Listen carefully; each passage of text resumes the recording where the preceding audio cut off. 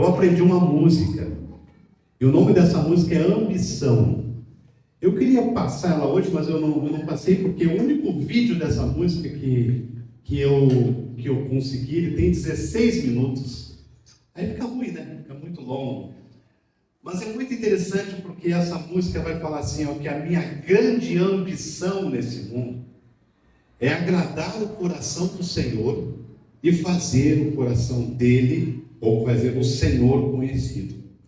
Eu estava pensando nessa música durante esses dias, e Deus falando ao meu coração, e eu estava dizendo para a Cris ontem, eu não sei ainda o que eu vou pregar no domingo, porque são tantas coisas que vêm na cabeça que eu não estava conseguindo fazer com que as coisas viessem para o eixo, para eu poder ter aquilo exatamente que eu queria pregar aqui hoje para os irmãos. E aí Deus me traz esse texto, que diz assim: para quem iremos nós, se só tu tens as palavras de vida eterna, e nós cremos e sabemos que tu és o Santo de Deus. Eu achei lindo isso aqui. Eu achei esse texto aqui perfeito para o momento que eu estava vivendo e para aquilo que eu queria dizer para a igreja nessa manhã. Aquilo que eu queria compartilhar com você, porque existem momentos na nossa caminhada em que nós somos confrontados a perguntar de maneira muito decisiva, muito incisiva para nós mesmos: vale a pena continuar? Vale a pena, porque talvez nós tenhamos vivendo momentos difíceis, ou talvez nós tenhamos vivido momentos assim, um momento de cansaço, de frustração, de tristeza, de coisas que acontecem no dia a dia, de uma expectativa que não é correspondida, ou dentro de nós vem aquela voz: será que faz sentido eu continuar com esse negócio? Será que faz sentido? Será que vale a pena permanecer fiel a Deus diante de tantas frustrações? Porque nós aprendemos já que quando nós nos entregamos ao Senhor Jesus, a impressão é que nós temos que parece que todas as coisas começam a acontecer de uma vez só. Nós vamos passando pelos processos naturais, nós vamos perdendo amigos porque nós já não compartilhamos mais das mesmas coisas. Os familiares que não compartilham começam a se afastar de nós, e a gente vai olhando todas essas coisas, que será que vale a pena eu continuar essa caminhada? Será que não é o momento de eu sair um pouco, deixar para lá, deixar as coisas se apacentarem, se acalmarem? E eu olhando para tudo isso e olhando para a música, né? Olhando para a música e olhando para tudo isso, a minha maior ambição é agradar o teu coração e te fazer conhecido. E aí eu chego aqui e eu percebo que na Bíblia, na palavra de Deus, houve um momento muito parecido aqui em João 6. Porque Jesus havia acabado de pregar, e Jesus tinha pregado uma mensagem que não massageava o ego. Porque hoje o mundo está acostumado a mensagens que massageiam o ego, não é? Meus lindos! Né? Começamos assim. E aí vem Jesus e ele prega uma mensagem que não massageia, pelo contrário, ela dividia. Essa mensagem de Jesus, ela expunha as pessoas, ela desafiava. E muitas das pessoas que estavam ali ouvindo essa mensagem, eles ficaram desconfortáveis. E muitos acharam exigente demais. Como assim? Nós estamos vivendo de um jeito, aí vem Jesus e prega essa mensagem tão exigente. E muitos aqui acharam pesado demais. O verso 66 diz que naquela hora em diante, muitos dos seus discípulos voltaram atrás e não andavam mais com eles. Eles desistiram. Porque eles ouviram de Jesus uma mensagem que não maciava ninguém. Pelo contrário. Então eles estavam perto, mas eles não estavam enraizados. Eles viram os milagres, mas eles não suportaram o compromisso. Então Jesus olha para os 12 e pergunta: e vocês? Jesus olha aqui para os dois, no versículo 67, e vocês também querem ir embora? Vocês também querem fugir? E aí acontece um silêncio aqui, carregado talvez de escolha, porque talvez tenham ficado pensando: será? E aí tal, e aí surge uma resposta mais poderosa de alguém que entendeu o processo, que entendeu o valor da presença de Jesus. E aí Pedro, sempre o Pedro, né? E Pedro olha para Jesus e fala: Senhor, Para onde que nós vamos? Se é só o Senhor que tem as palavras de vida eterna, para onde que nós vamos? Nós vamos fugir para onde? Se o Senhor é a fonte. Então Pedro, ele não disse isso aqui porque tudo estava fácil. Pedro não disse isso aqui porque ele tinha entendido tudo, porque tudo estava claro. Não, ele disse isso porque havia no coração de Pedro uma convicção profunda, algo que já havia tomado o coração de Pedro há muito tempo, uma convicção que não se pode explicar muitas vezes, porque Jesus para Pedro não era uma opção.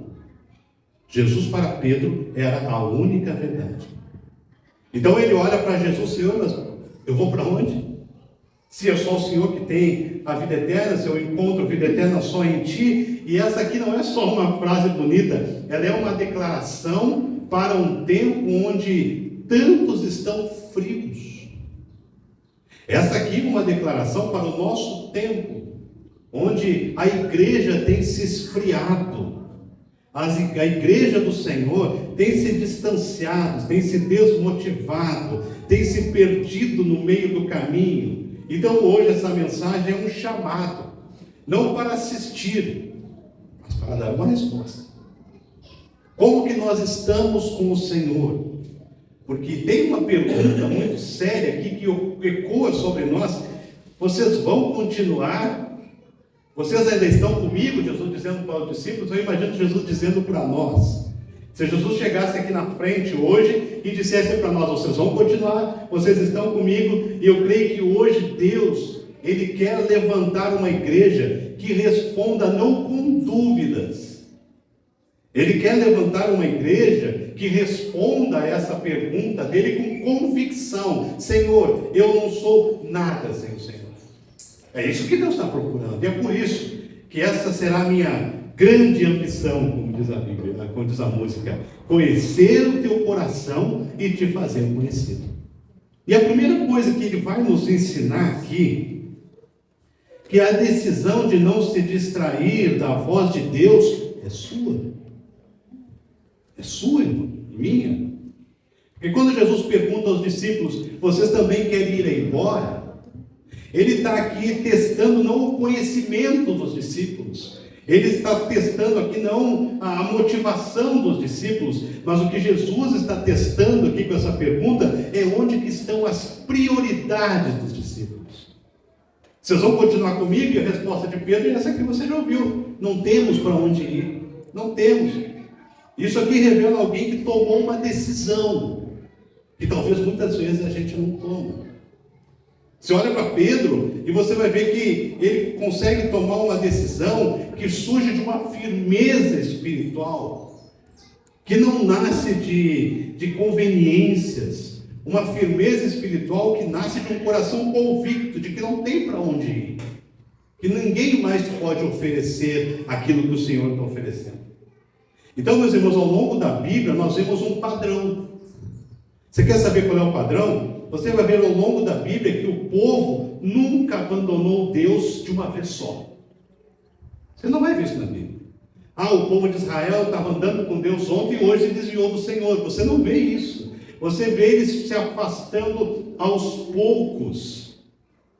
Você vê o povo de Deus em toda a extensão da Bíblia, de Gênesis a Apocalipse. Você vai ver o povo se afastando aos poucos, abrindo exceções para distrações, e o povo vai se afastando, e o povo vai se afastando. Quando vê, o povo já não tem mais aquela firmeza, aquela raiz. Você vai ver isso em Salomão. Ele começou sábio, ele começou focado, mas ele se perdeu com alianças, ele se perdeu com concessões, com compromissos, com prazeres, e ele foi se afastando do Senhor. Você vai ver isso em Sansão, que recebeu um propósito muito claro do Senhor, mas ele viveu mais regido por estímulos, por prazeres, por aquilo que dava prazer para ele, e ele foi se afastando do Senhor. Você vai ver isso em Marta. Jesus estava na casa dela e a Maria estava ali sentada aos pés de Jesus, aprendendo com Jesus, e Marta estava muito ocupada lavando louça, Marta estava muito ocupada lavando panela, lavando roupa, e Jesus olha para ela: Marta, você está gastando o teu tempo com aquilo que não é mais importante, você está se distraindo. E é isso que acontece com o povo, é isso que acontece com a igreja, porque distrair-se espiritualmente, meus irmãos, não significa abandonar Jesus. Grave isso. Se distrair espiritualmente não significa que você está abandonando Jesus, mas significa que você está colocando Jesus em segundo plano. E é por isso que Provérbios capítulo 4, vou ler aqui para você, no versículo 20, diz assim: ó, filho meu, atenta para as minhas palavras, inclina o teu ouvido às minhas instruções, não as deixe apartar-se dos teus olhos, guarda-nos no mais íntimo do teu coração. Por que ele está dizendo isso? Porque você e eu, nós temos muita facilidade de nos distrairmos. Nós vamos relativizando as coisas de Deus. Hoje eu posso vir na igreja, amanhã eu não vou, estou cansado. Tem escola dominical, mas escola dominical não é importante, eu posso aprender em casa, eu vou ler a Bíblia em casa, eu aprendo. E a gente vai relativizando. O grupo de evangelismo fez um trabalho evangelístico na praça, mas não precisa eu ir. A Gabi vai estar lá, a Gabi vai para o quarto, né? Deixa que a Gabi faz, deixa que os irmãos fazem. Então nós vamos relativizando a nossa fé, nós vamos relativizando o nosso relacionamento com Deus, e nós não temos raízes. Nós não temos raízes. O termo atentar aqui, ele significa algo do tipo concentrar intencionalmente, dar prioridade, parar de ouvir outras coisas, ou seja, escutar Deus exige decisão. Eu preciso decidir isso na minha vida.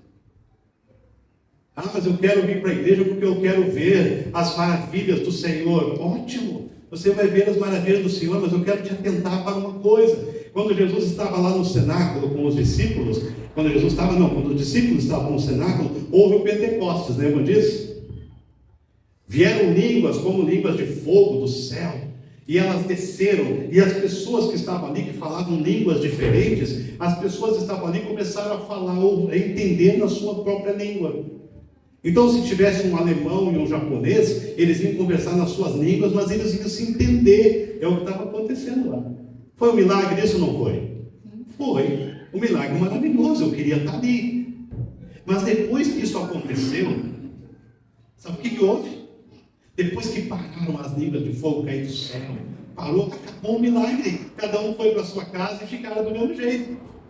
Você não vê a Bíblia falando sobre nada além disso. Mas depois veio Pedro. E aí o Pedro chegou lá e pregou o Evangelho. E o que aconteceu? 3.000 se converteram.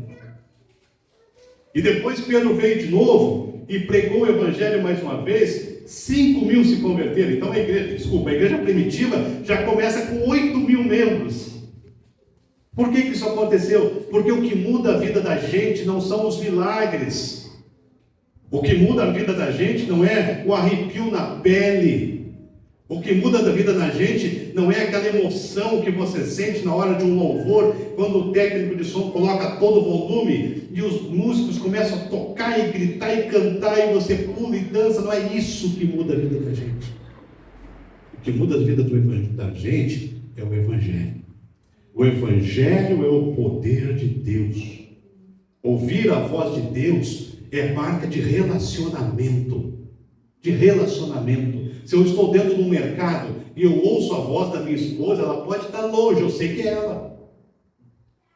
Eu tenho certeza que se a Wélica está lá dentro do mercado e o Ralph fala com ela lá do outro lado do mercado, ela vai entender que é o Ralph, porque é relacionamento. Eu conheço a voz da minha esposa, eu conheço a voz dos meus filhos, eu conheço a voz da maioria de vocês.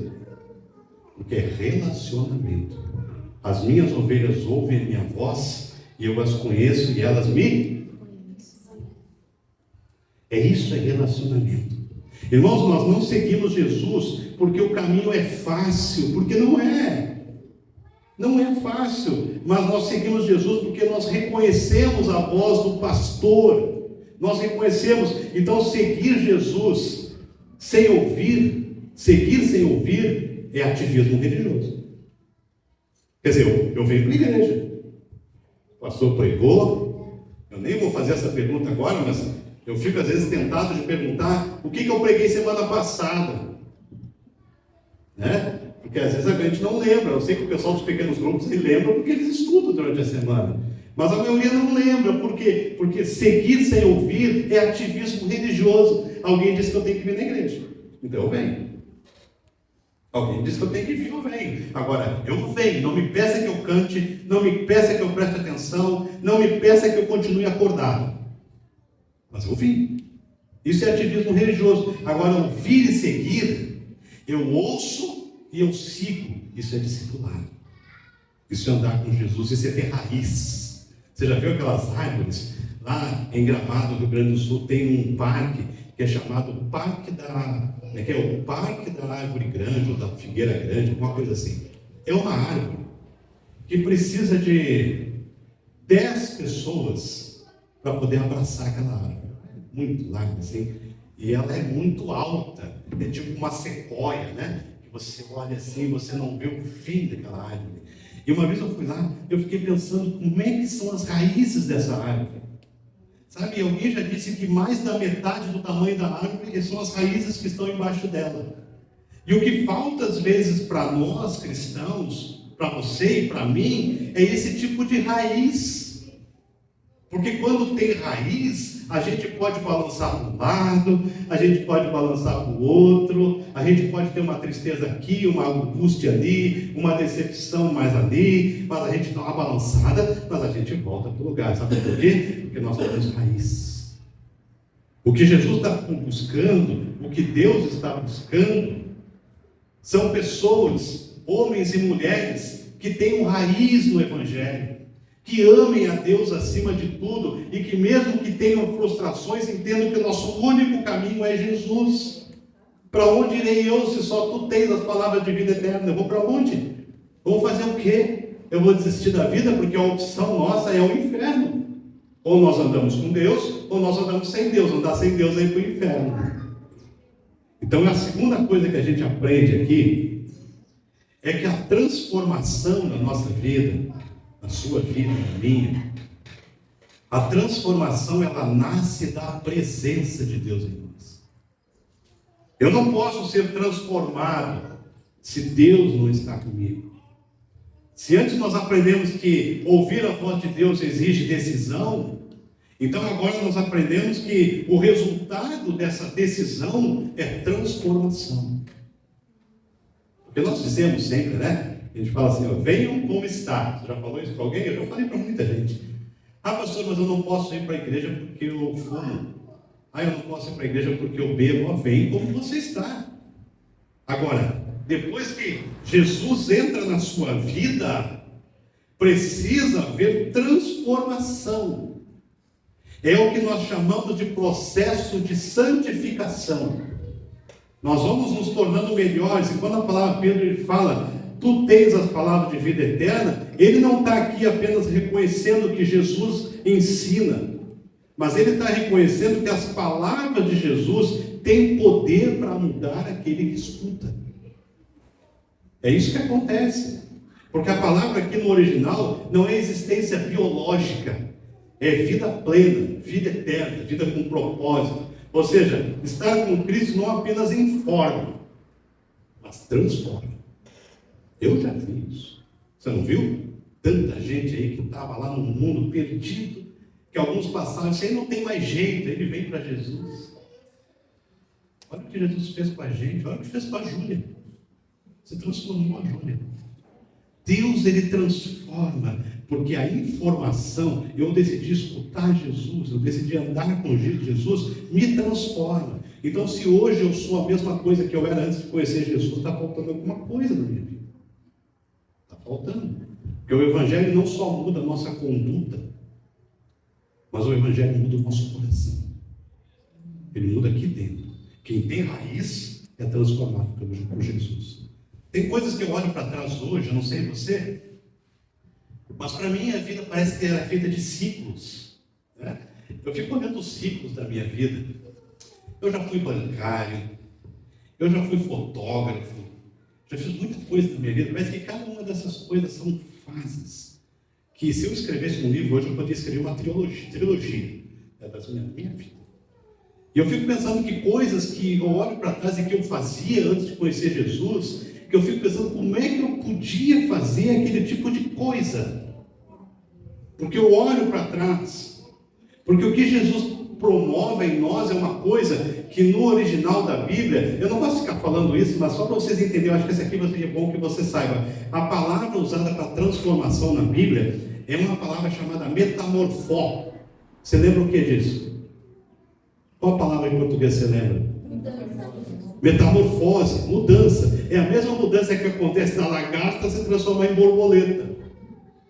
É essa palavra que Deus usou aqui para dizer o tipo de mudança que Ele promove em nós. É tipo assim, você era uma lagarta, agora você é uma borboleta. Mas se você aceitou Jesus faz 10, 15, 20, 30, 40, 50 anos e você continua sendo uma lagarta, é porque o propósito do Senhor ainda não foi produzido na sua vida.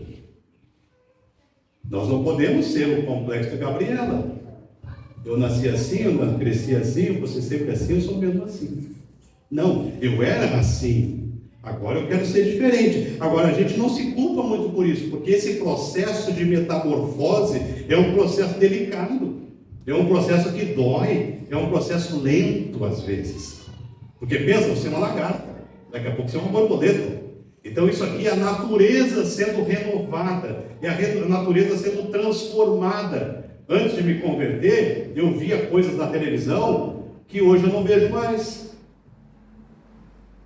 Tipo assim, lá em casa, se nós estamos vendo um filme lá em casa com os filhos perto lá, então aparece uma coisa ruim, a gente adianta. Tem um propósitozinho, um controle remoto, tem uma teclinha, você sabia que tem uma teclinha lá, né? Que dá para você avançar. Tem coisas que a gente não faz mais. Tem lugares que eu não vou mais. E que eu ia. Eu não vou colocar na televisão lá em casa, é extremamente proibido, a minha esposa é brava, eu respeito, eu obedeço, porque o homem sabe e obedece a esposa, né? Lá em casa a gente não assiste filme de terror. Não assiste. Porque a gente sabe que aquilo ali não é de Deus. Então, quer dizer, a metamorfose, ela precisa provocar em mim mudança. Os meus filhos, quando eram pequenos, foi bem na época que surgiu lá o Diante do Trono. Vocês lembram do Diante do Trono? Que teve 1, 2, 3, 4. Aí o Diante do Trono criou lá alguns videozinhos de criança. E o Felipe, ele conhecia de cor aqueles vidrinhos da Ana Paula Valadão. E ele não chamava de Paula Valadão, ele chamava de Nona. Ele pedia, mãe, põe a Nona. E aí eu já estava enjoado, eu sabia todas as músicas de criança do Diante do Trono, de trás para frente, de frente para trás, mas era o que ele via. E a gente pegava o tablet e ia para algum congresso, alguma coisa que não tinha separação de crianças, a gente colocava a Nona no tablet e o Felipe ficava vidrado ali, assistindo algo que edificava a vida dele. E é por isso que ele está aqui hoje. Porque com 20 anos, eu tenho colegas pastores que seus filhos completaram 19, 20 anos e não estão mais na igreja. Porque quando tiveram a oportunidade de tomar suas próprias decisões, não quiseram mais saber da igreja. Irmãos, a metamorfose do Senhor para quem está enraizado, essa metamorfose tem que acontecer. Porque se ela não aconteceu na nossa vida, é porque nós não temos raízes. É porque nós ainda estamos dando os primeiros passos. Cristo, ele não chama seguidores estagnados, ele chama discípulos em processo. Porque os discípulos, eles estão em processo. Eu tenho quase 40 anos de vida cristã. Eu acho que o que chega mais perto de mim aqui é tu, né, Mauro? 34, falou, né? Mauro, outro Mauro. Eu falei Mauro, raramente eu vejo outro Mauro, né? Que Mauro já nasce com 40 anos, já. Então, 40 anos de vida cristã. Se nesses 40 anos eu ainda continuo fazendo as coisas erradas lá de trás, eu não mudei nada. Porque lembra aquele momento que você se converteu? Eu lembro. Eu me converti no dia 2 de novembro de 1985. Um pastor estava pregando, o pastor Eugênio, não lembro o sobrenome dele, porque é um sobrenome alemão, eu não sei falar, né? Mas o pastor Eugênio. Ele estava pregando sobre o texto de 1 Pedro capítulo 1, versículo 15 e 16, quando dizia, assim como é santo aquele que vos tirou das trevas, sejam vocês também santos em todo o vosso procedimento. Porquanto está escrito, sejam santos, como eu sou santo. E ele pregou, ele fez o apelo, eu não fui na frente, mas eu fiquei ali, e Deus mexeu no meu coração naquele dia. Foi um dos momentos mais preciosos da minha vida. Mas esse momento passou. Ele ficou lá em 1985. Se de lá para cá eu não tive mudança na minha vida, aquele momento foi só um momento bonito. Então o que Deus quer? Ele vai dizer, permaneçam em mim, e eu vou permanecer em vocês. Sem mim vocês não podem fazer nada. Então a chave aqui para a vida cristã é essa palavra, permanecer. Ficar, não sair do lugar, mesmo quando dói. Você acha que nesses 40 anos eu já não pensei em sair da igreja? Ah, meus irmãos, eu já pensei muitas vezes, talvez uma vez por mês, ou por semana. Já pensei muitas vezes.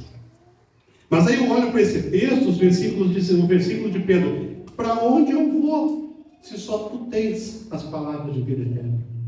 Ou seja, permanecer mesmo quando eu não entendo, permanecer mesmo quando eu sinto pressão, permanecer mesmo quando Deus parece que está silencioso, porque é nesse processo aqui de permanecer que nós somos podados. É nesse processo de permanecer que nós somos lapidados, que nós somos amadurecidos, que nós somos frutificados, porque a transformação ela acontece quando nós permitimos a nós mesmos viver aquilo que Deus quer que a gente viva. Isso aqui dá trabalho. Ser enraizado dá trabalho. Ser enraizado dá trabalho. Uma terceira coisa que a gente aprende é que o chamado ao compromisso é uma resposta que envolve a vida da gente. Compromisso. Talvez isso não seja real para algumas pessoas, mas para muitas são. Estar aqui 9h30 da manhã, 10h30 da manhã, não é uma tarefa fácil. Não é. Eu fico imaginando para a Gabi, com 2 pequenininhos em casa, como é que deve ser? Não é muito fácil, né? Eu lembro quando nós tínhamos os nossos pequenininhos, era uma luta. Agora que eles são adolescentes, agora sim, agora piorou um pouquinho, mas sempre foi difícil. Né? Mas, não é, velho? Estar aqui não é uma coisa muito fácil. Não é. Às vezes eu chego aqui, eu passo na frente da casa da Karina, eu meto a cozinha para acordar. Estar aqui não é muito fácil. Mas isso faz parte da caminhada com Cristo, porque se você perceber na história da Bíblia, você vai perceber que toda a história da Bíblia ela nunca foi construída por espectadores. Toda a história. Ela nunca foi construída por espectadores, ela sempre foi construída por discípulos. Olha o que diz a Bíblia, Mateus 16:24. Se alguém quer vir após mim, negue-se a si mesmo. Tome a sua cruz e siga-me. Então aqui não existe neutralidade, aqui não existe meio termo, aqui não existe relacionamento superficial. Se seguir a Cristo envolve decisão, envolve renúncia, envolve entrega. Isso é servir a Cristo. Então quando Jesus chamou os primeiros discípulos, meus irmãos, ele disse, vinde após mim. Olha só o que ele disse aos primeiros discípulos, vinde após mim e eu vos farei pescadores de homens. Então perceba, quando ele fala vinde, isso é relacionamento, vinde. Quando ele fala eu vos farei, isso é transformação. Quando ele fala pescadores de homens, isso é propósito. Então é relacionamento, transformação e propósito. Ou seja, Jesus não nos chama apenas para andar com Ele. Jesus nos chama para participar da sua missão. Qual é a nossa missão? Qual é a nossa ambição? A nossa ambição de agradar o coração do Senhor e fazer o Senhor conhecido, porque compromisso genuíno gera em nós disponibilidade. Nós queremos servir. Não existe crente sentado, irmãos. Sabe por que é o crente 3S, né? Já falei para os irmãos. Salvo, sentado e satisfeito. Quer dizer, o crente sentado não existe, porque a palavra de Deus vai dizer, a quem enviarei e quem irá por nós? Isaías respondeu o quê? Eis-me aqui, envia-me a mim. Então o crente sentado não existe. Crente sentado é aquele crente que talvez seja espectador. Ele ainda não tem raiz, ele não tem profundidade, ele não tem ainda entrega. Então, para ele vir no domingo na igreja está legal. Vir na quinta-feira, eu vou, mas não me peça para fazer nada, porque eu não vou fazer. Por que eu não vou fazer? Porque falta disponibilidade. Quando Deus chega e fala, quem enviarei e quem irá por mim, sabe o que Isaías falou em outras palavras? Conta comigo. Estou aqui. O que o senhor quer que eu faça? Vamos embora, vamos lá. E a última coisa que a gente aprende aqui é que permanecer em Cristo é o caminho para uma fé constante e frutífera. Depois da declaração de Pedro aqui nesse texto, e do chamado, do compromisso, tem uma verdade fundamental aqui da caminhada cristã, que é: não basta começar, é preciso permanecer. Quantas vezes a gente faz o apelo na igreja, aqui a gente não tem feito muito, mas muitas vezes você faz o apelo, quer entregar a tua vida para o Senhor, a pessoa vem na frente, e ela diz que entregou a vida para o Senhor, depois ela nunca mais aparece na igreja. Ou ela vem 2, 3 vezes, eu não vou lá mais naquela igreja, porque a Thay me viu, olhou com a cara feia. Quer dizer, a nossa fé, às vezes, ela é tão frágil, as nossas raízes são tão profundas quanto a água de um pires, a ponto de qualquer coisa tira a nossa alegria. A fé cristã, meus irmãos, guarde isso. A fé cristã não é um evento. A fé cristã é um processo, é uma jornada contínua. Jesus deixa isso muito claro em João 15, quando ele fala isso: permanecer em mim, eu vou permanecer em vocês. A palavra usada para permanecer aqui não significa apenas ficar, ela expressa firmeza, constância, persistência, especialmente em tempos difíceis. Isso é permanecer.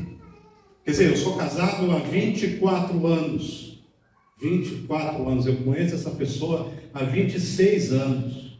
Nós começamos a namorar, eu acho que, se contar namoro e noivado, já passou de 25, né? Que nós estamos juntos. E muitas vezes tivemos dificuldades, muitas vezes tivemos problemas, muitas vezes nos desentendemos, mas se tem uma coisa que nunca passou pela minha cabeça, é ir embora de casa e deixar minha esposa.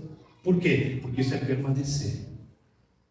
Tem dias assim que eu olho para ela, ela me olha e eu pergunto: já orou por mim hoje? Não, mas vontade de jogar uma panela na tua cabeça eu já senti. Tantas vezes acontece isso. Mas a gente permanece. Por que a gente permanece? Porque a gente tem raiz.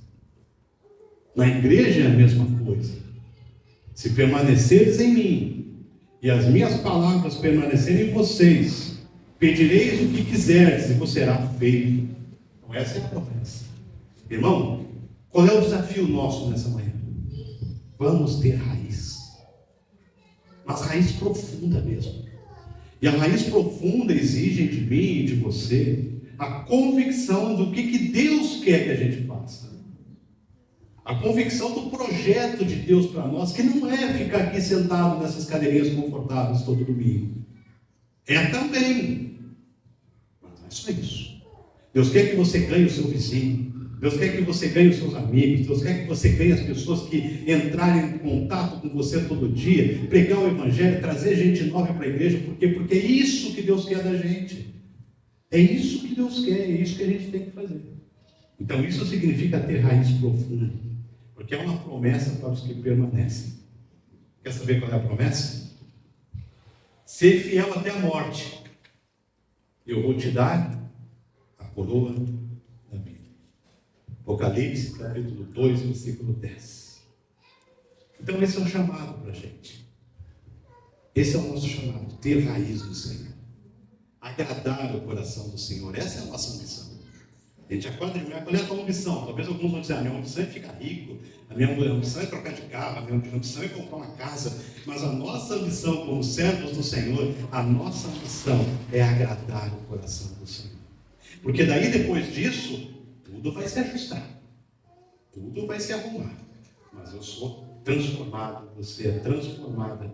E eu peço a Deus que nós sejamos crentes com raízes profundas. Que as pessoas, ao olharem para nós, elas vão poder ver Jesus o tempo todo. Esse é um desafio, essa é uma realidade. O Senhor, Senhor, eu permaneço em Ti, eu sigo o Senhor, eu não volto atrás porque eu não tenho outro lugar para ir.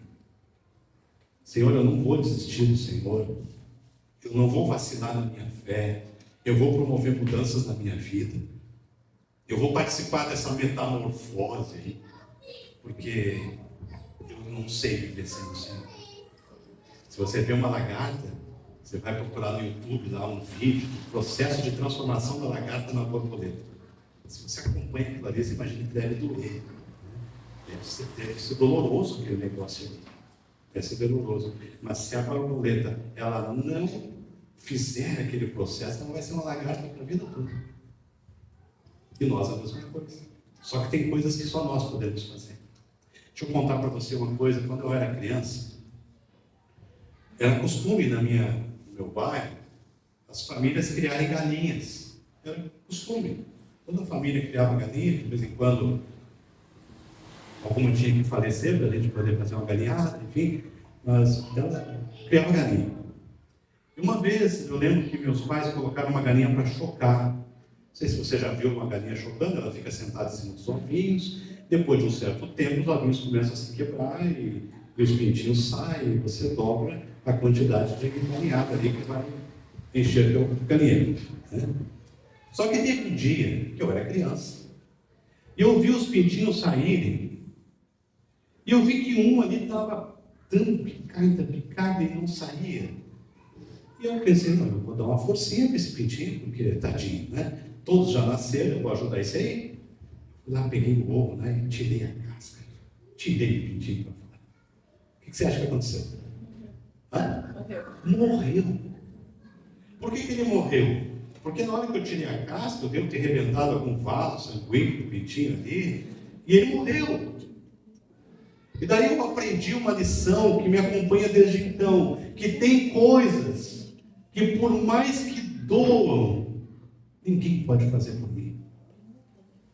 Tem coisas que por mais que doam, ninguém pode fazer por você. Você não pode ajudar um pintinho a sair da casca, assim como ninguém pode te forçar. Você vai ter que passar por essa metamorfose, e isso aqui tem que ser escolha sua. Não é o marido brigando, não é a esposa brigando, não são os filhos cobrando, não são os pais cobrando, não. É você que entendeu, que quer passar por essa metamorfose. Você vai fazer isso, porque é isso que Deus espera de você e isso que Deus espera de mim. Agora, se eu vivo a minha vida cristã por 10, 15, 20, 30 anos, eu não passei por isso aqui, possivelmente eu não tenha nem nascido de novo. Eu sou um simpatizante da fé. Então eu preciso. Tem coisas que eu preciso. E eu digo por mim. Eu passo por essa metamorfose quase todo dia. E não é fácil. Sou italiano, de criação italiana. Difícil, o italiano fala muito. Quer que o italiano fique quieto, amarra as mãos dele. Aí ele não sabe falar. Né? Então eu tenho que passar por essa metamorfose o tempo todo. E você também. Aceita o desafio? Vamos ficar em pé? Vamos lá. Inclina na sua cabeça, fale com o Senhor. Diga para o Senhor aquilo que você precisa dessa transformação.